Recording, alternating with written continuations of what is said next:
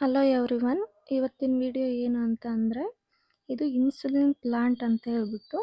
Insulin plant ಅಂತಂದರೆ ಗೊತ್ತೇ ಇರುತ್ತೆ. ಇನ್ಸುಲಿನ್ ಅಂತಂದರೆ ಡಯಾಬಿಟಿಕ್ ಅವರಿಗೆ ಇಂಜೆಕ್ಟ್ ಮಾಡೋ ಒಂದು ಇಂಜೆಕ್ಷನ್ ರೂಪದಲ್ಲಿ ಇನ್ಸುಲಿನ್ನ ಇಂಜೆಕ್ಷನ್ ಮಾಡ್ತಾರೆ.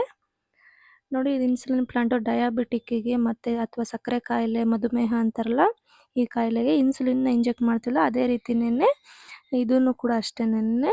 ಈ ಒಂದು ಇನ್ಸುಲಿನ್ ಪ್ಲಾಂಟ್ ಆಗಿರೋದ್ರಿಂದ ಇದು ಇನ್ಸುಲಿನ್ ಅಂಶ ಒಳಗೊಂಡಿರುತ್ತೆ.